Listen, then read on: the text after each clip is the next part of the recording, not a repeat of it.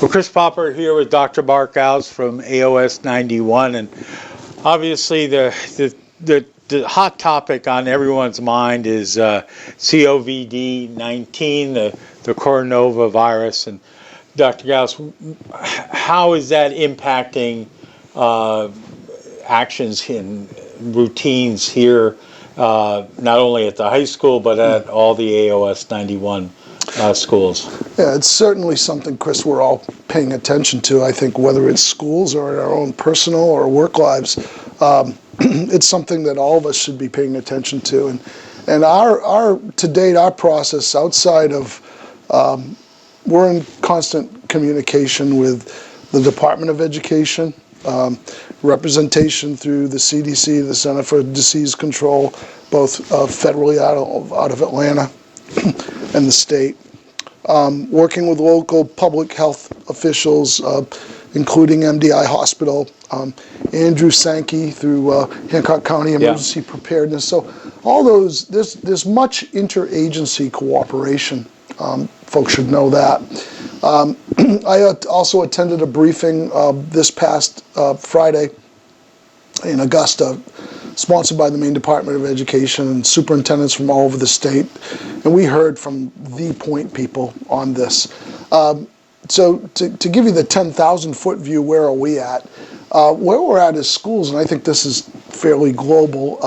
We're taping this on Monday, Tuesday rather, the 10th of March. And the information we have, and this, it changes daily, changes hourly. Right now, we're not aware of any confirmed cases of the virus in the state of Maine. We're also aware that remote testing is now possible. When I say remote in the state of Maine. So, that really, I think, dictates the response of schools and communities, in that when there is a confirmed case, and I say when because I think that's a virtual inevitability.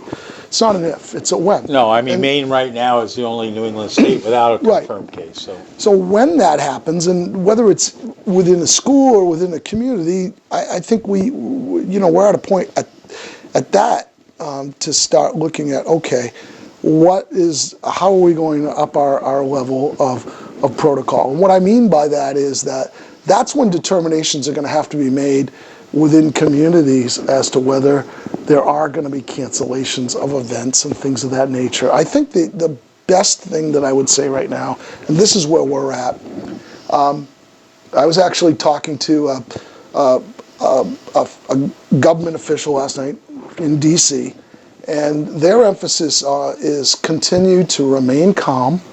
That's very, very important. Yeah. Continue to make sure that people stay informed. And when I say stay informed, it's really important that people are considering their sources of information. Oh, with this or anything. And when I say consider a credible source, CDC. A meme on Facebook is not a credible source. Right. The CDC. The other piece to emphasize here is that, and I say this with all due respect, but basic hygienic protocols. Washing hands. Now, there's a lot of information out there on products and so on and so forth, but simply put, the most effective tool for anybody is basic soap and water. It doesn't even have to be warm water. Basic soap and water, in some respects, warm water can agitate, but in about 20 seconds. Sing happy birthday. Yep, making sure that you get a good thorough scrub and be on your hands to wash that completely and dry completely. And so we're emphasizing those protocols. Additionally, if a person is ill, whether they be a student or a staff member, stay home. With the one added element, contact your primary care physician or healthcare provider. When I say contact, it doesn't necessarily mean go in. No, and that's contact and let them know so that they can provide guidance and protocols. That's something that I received an email from my physician last night, who is, this was done on behalf of all of Covenant Health, so it's St. Joseph Hospital in Bangor, down in Lewiston and Portland. And what they had suggested, if you are ill, do not go to Right. the healthcare Right. facility, do not go to the doctor. The first thing to do is to call, so Yes. that way then they Yep. can advise you Yep. and mitigate any kind of risks. At this point, it's not incumbent upon the schools, and I want to be really clear about this. Schools need to be taking our guidance from federal and governmental agencies. This is not for us within our wheelhouse to say we're going to do X, Y, and Z. There are things that we can do, emphasizing basic. Are they cleaning off more often? Well, custodial staff? Or? So I was going to get into that too. There are some elevated expectations, but when we say cleaning of custodial, we can't balance this expectation solely on custodial maintenance. Right. It's not doable. We all have to be part of the solution. So yes, we have been asking our custodial staff to increase the level of wipe to include frequency of tabletops, handles, knobs, things of that nature. But we're also asking staff, myself, you need to clean off your phone. You need to clean off your laptop. Cell phones are something that people should clean daily. Right. Anything that is touched by hands or has the potential to have exposure should be regularly cleaned. But here's the other piece I would add is that outside of coronavirus, right, this is just good basic health protocol. So we are asking custodial staff, our bus drivers, transportation to do that. But again, this has to be an all hands on deck team approach where we all take responsibility, students, staff, to make sure that we all limit handshaking, yes, and no high-fiving, yes, no yeah. fist bumps. I mean, I've seen a lot of people now, if you're going to say Yeah. hello, Yeah. give you the elbow. So one thing, you also asked about school. We're not at a place at this time where we're canceling events, we're limiting events. We're trying to be cognizant of proximity. I just saw Harvard is telling everybody that they need to leave the campus. And when you look at Harvard, and there's two dynamics that are a little different.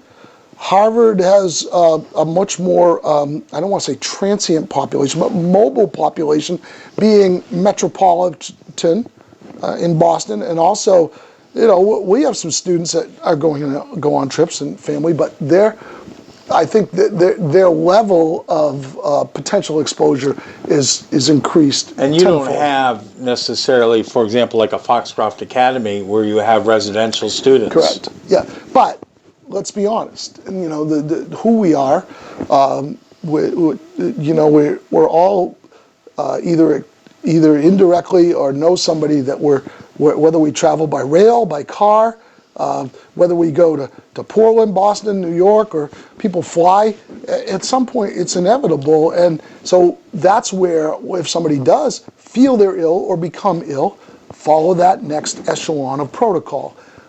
In the event that there are multiple confirmed cases, then I think that would look differently, and that's when I think you start looking at working with those multiple agencies about, okay, what are the next steps? In terms of preparation, though, for the school, I think it's just elevating our communication to what those best practices are.